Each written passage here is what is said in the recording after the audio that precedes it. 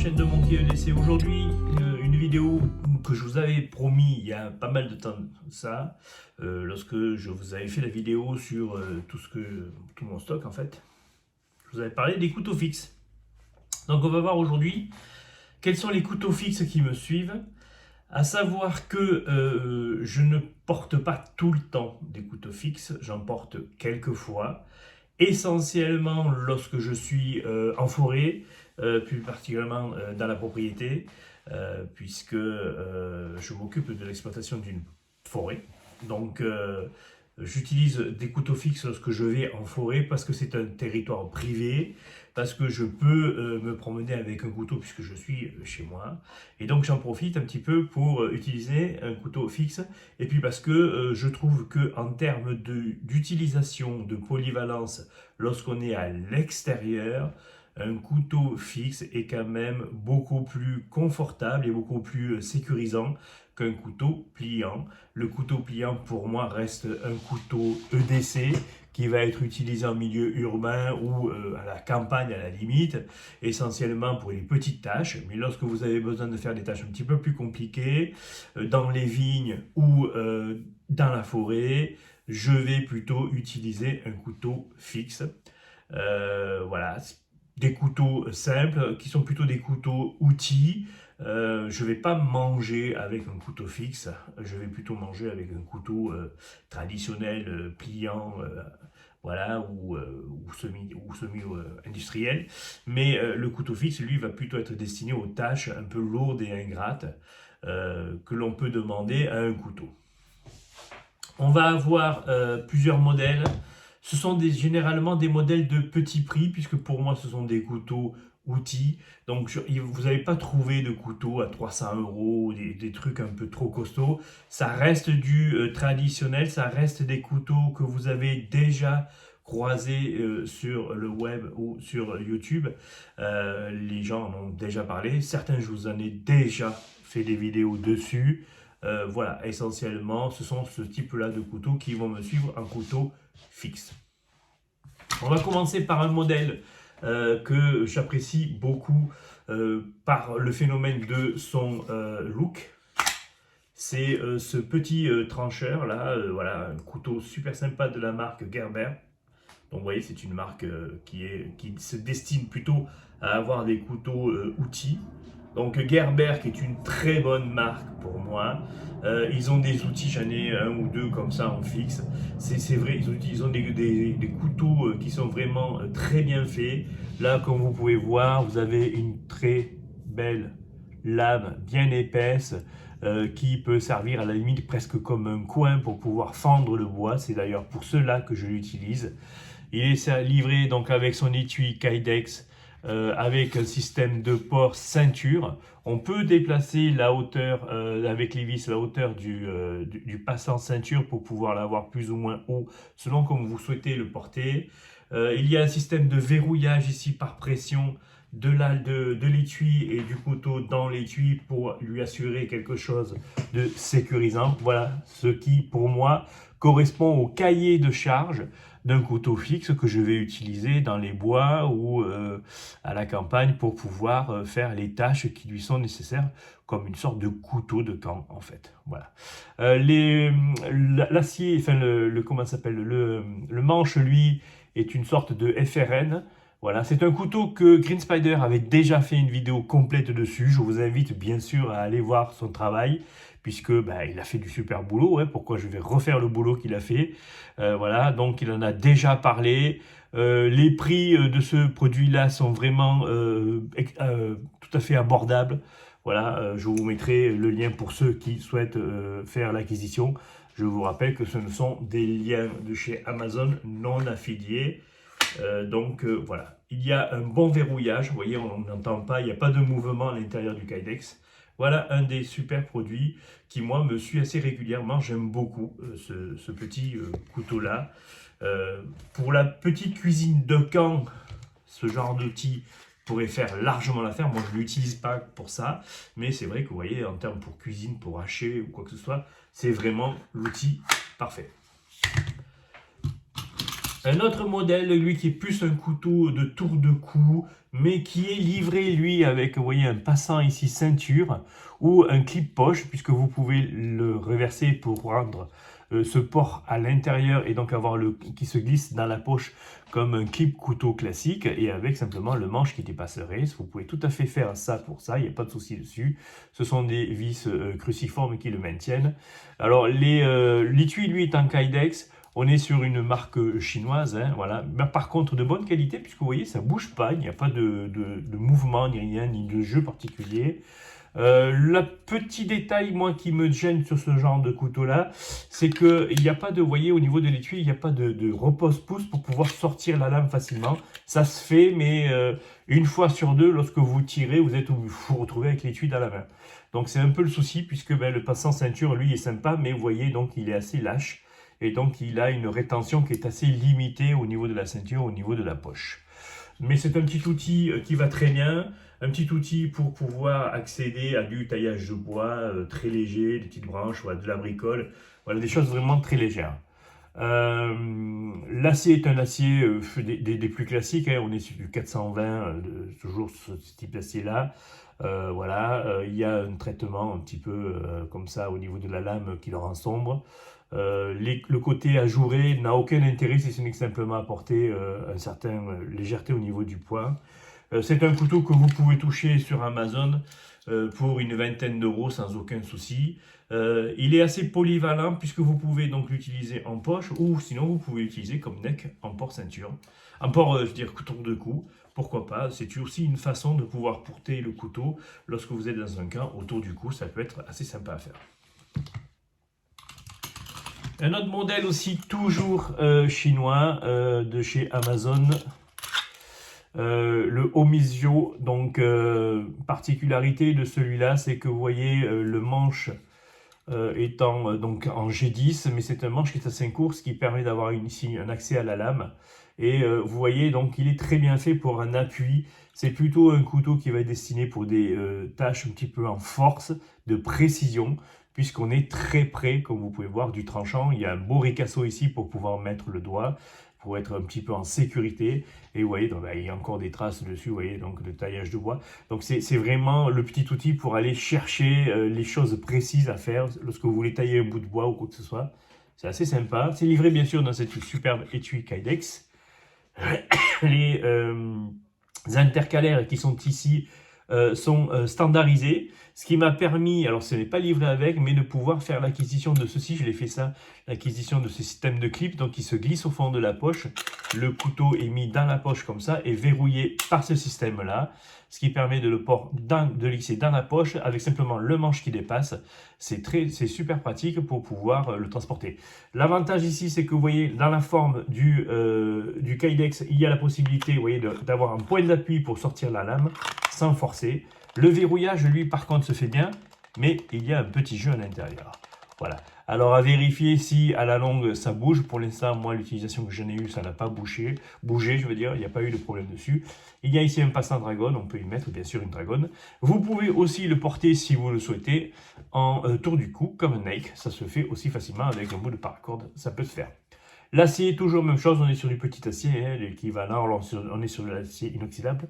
Tous les modèles que je vous ai montrés là pour l'instant sont des aciers inoxydables. Donc on est toujours la même chose, l'équivalent d'un 420. Tarif, on avoisine aussi les 20, entre 20 et 30 euros selon le marché du moment sur Amazon, puisque vous savez que sur Amazon, les prix varient d'un jour à l'autre. Un produit que je vous avais déjà présenté, on est sur un couteau fixe avec un look déjà beaucoup plus particulier, voilà, avec toujours ici un très gros ricasso. On est sur la marque Wrong Rider, avec cet étui en Kydex qui est fourni. Les passants ici sont des passants dont la même chose, je les ai rajoutés, ils ne sont pas livrés avec le Kydex.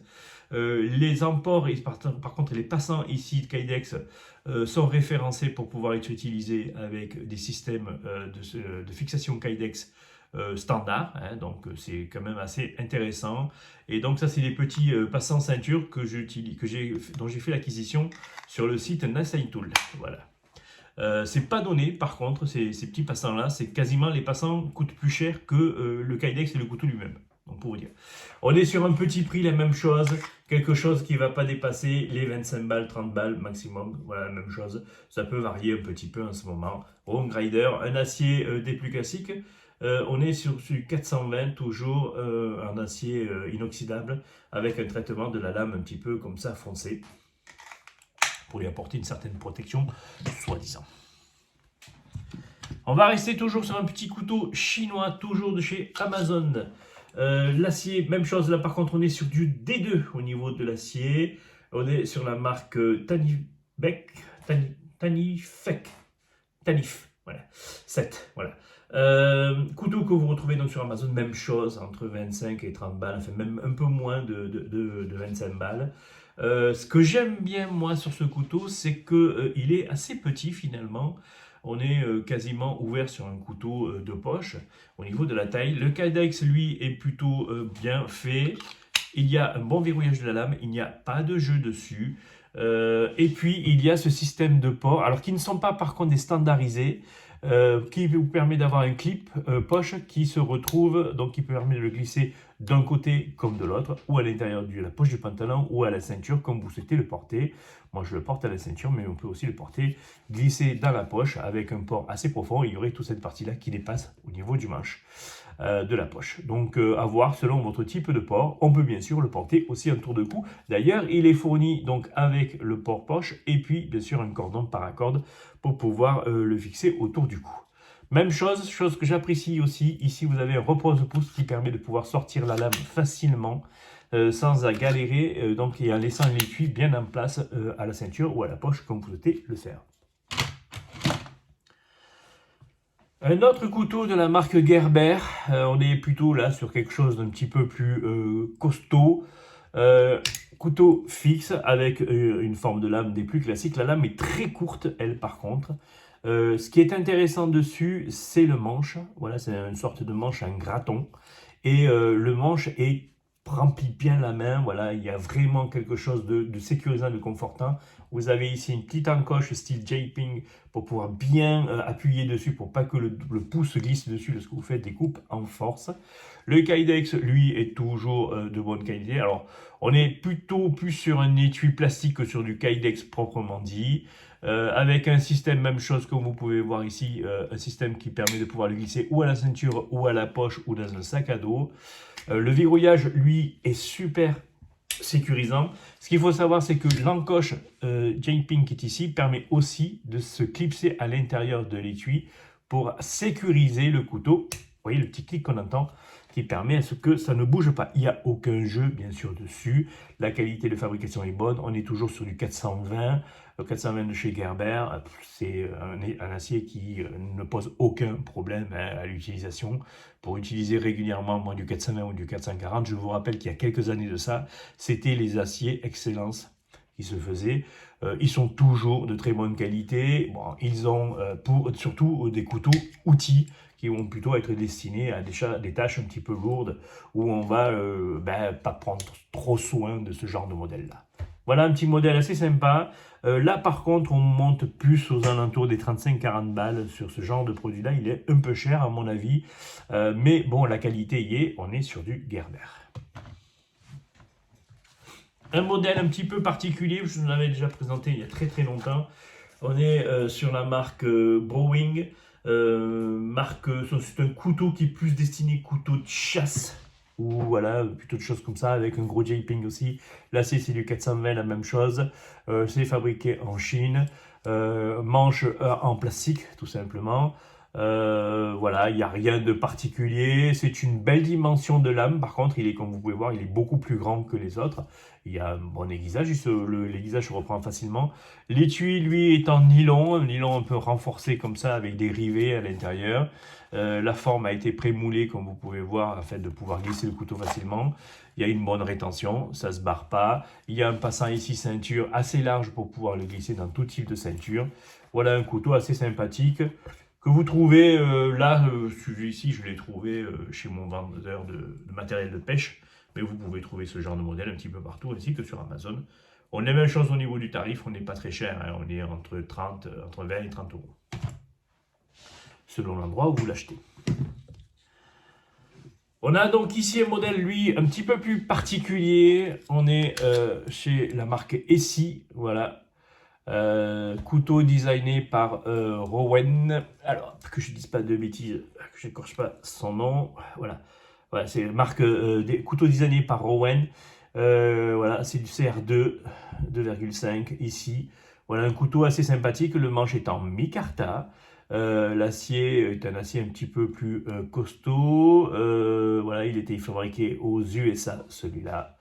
Il est livré bien sûr avec un étui ici Kydex avec les systèmes de port qui permet de pouvoir le déclipser facilement, vous voyez, et le mettre facilement dans un port molly ou dans un port, enfin pas port molly non parce que il est un peu large, mais dans un passant ceinture sans aucun souci. Par contre, il ne se glissera pas au niveau de la poche.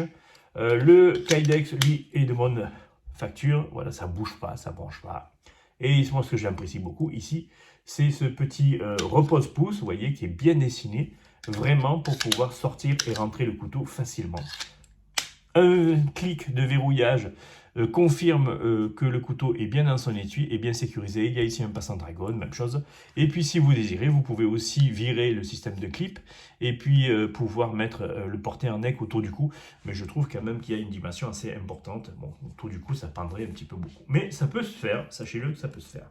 Un couteau que j'apprécie beaucoup, j'utilise assez régulièrement, qui là par contre avoisine plus les 150, entre 150 et 200 euros. On est quand même sur un modèle un petit peu haut gamme, un peu comme le IC3, le Izula ou le IC1 et ainsi de suite. Donc voilà, c'est des modèles un petit peu plus chers, mais qui ont la réputation de la marque ici, qui n'est plus à faire en termes de couteau fixe. Ça, vous le trouvez sur le site Nice & Tool, sans aucun souci. Le petit Morak ici, donc c'est le 01, le petit Morak voilà, en lame carbone. Un petit modèle assez sympathique qui ressemble très fortement au Puku. Donc c'est avec ce petit étui puis ce passant en cuir là comme ça. Donc par contre on ne peut le porter autour du cou qu'en lui mettant ici un système pour pouvoir le porter ici autour du cou. Donc c'est un petit modèle qui a fait largement ses preuves. Il existe déjà depuis beaucoup de temps. Et puis il reprend la forme vraiment typique des premiers Mora. Voilà. Donc un modèle bien sympathique qui n'est pas excessif au niveau du prix. On est quand même au niveau entre 20 et 30 euros, la même chose. Plus cher qu'un Mora des plus classiques, mais qui en fait un produit assez sympathique. Moi, je peux le porter celui-là en passant ceinture, en glissant l'étui dans la poche. Pardon. Et je peux le porter comme ça à la ceinture sans aucun souci, sans que ça pendouille. Voilà, c'est un couteau bien sympathique et qui m'est arrivé quelquefois d'utiliser en 2DC classique pour couper la nourriture et tout le reste. Ça m'est aussi arrivé de l'utiliser comme ça. On va finir avec toujours un petit Mora, le 535, je crois que c'est le premier modèle de chez Mora. Voilà, un couteau qui fait pas plus de 9 euros. Qui est fantastique, hein, je veux dire, lame carbone, celui-ci, très fine, la lame n'est pas très haute, donc pour tout ce qui est petites tâches du quotidien en forêt ou dans les vignes, ça fonctionne très bien. J'en ai deux modèles comme ça, puisque pour 9 euros, j'en ai un dans un sac. Généralement, il se trouve dans mes sacs Helicontex, comme vous pouvez voir ici. Je les glisse dedans, il reste à demeure dedans, puisque c'est des sacs que j'utilise plus lorsque je vais en camp. Voilà, j'utilise ce genre de petits sacs là. Et donc le Mora, il lui trouve largement sa place. Le plastique, l'étui en plastique est bien, il y a une bonne fixation dessus. Et puis on peut, si l'on souhaite, mettre un système de shotcord, donc qui permet élastique, de paracorde élastique, qui permet de passer par-dessus pour sécuriser le couteau encore plus. Le petit souci, moi, que je lui trouve, c'est l'étui, enfin, la fixation ici, passant ceinture, qui est en plastique, un petit peu souple. Voilà, qu'il faut bien penser à sécuriser ou à ne pas ranger de façon un petit peu comme ça à l'arrache, voilà, parce que même s'il y a un retour ici au niveau du passant ceinture, mais j'aurais préféré à la limite quelque chose de fixe, ou alors même chose, un étui en Kydex ou un étui en plastique, mais avec des fixations qui permettent d'avoir un port beaucoup plus fermé, beaucoup plus sécurisé. Mais bon, ça reste mon avis. C'est le couteau que vous trouvez lambda pour tous les bushcrafters débutants. Ils vont tous utiliser ce genre de produit-là. C'est pour le prix, c'est le prix d'un Opinel. Hein, donc, c'est presque ce qu'on pourrait appeler l'Opinel fixe, voilà, que l'on peut trouver, le Mora. Le petit modèle, 500 et quelques, je crois, 511, je crois que c'est le modèle 511, celui-ci. Pour 9,90 €, enfin moins de 10 balles, livraison sur Amazon ou sur tous les bons sites. Et puis un couteau un peu à part. Là, on est par contre sur un modèle beaucoup plus tactique. Vraiment le modèle qui n'est pas conseillé de porter sur soi. C'est un modèle avec un système de clip ici qui permet de pouvoir le glisser dans la poche et n'avoir juste simplement que l'anneau. Voilà, on est sur un modèle de couteau fixe d'attaque pure. Voilà, quelque chose de très minimaliste. C'est plus un truc pour pointer, même s'il y a quand même un double tranchant qui fonctionne très très bien. Mais voilà, on est sur du Benchmade, voilà, avec un petit côté ici un anneau, avec un système de pouvoir l'utiliser comme un point américain. Bon, c'est vraiment un couteau qui est plus destiné, lui, dans ce cas-là, à la collection que au port. Je le porte quasiment jamais, je crois que je l'ai porté une seule fois. Il y a ici deux petits passants pour pouvoir le glisser et mettre une corde pour l'avoir autour du cou ou le sécuriser. Bon, voilà, c'est vraiment plus un modèle de collection qu'un modèle à utiliser au quotidien.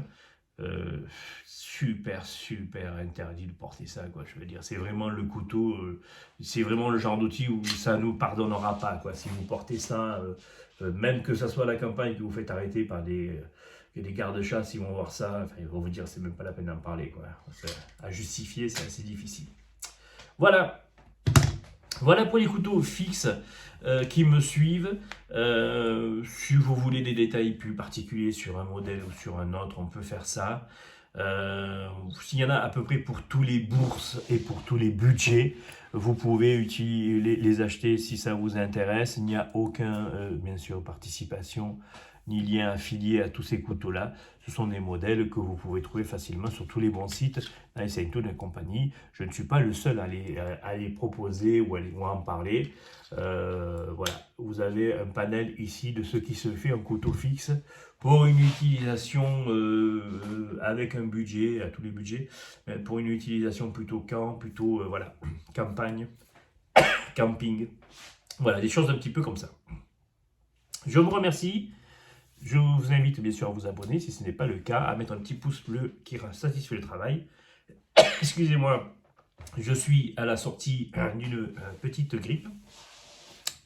Donc il reste encore des séquelles. Merci bien, au revoir.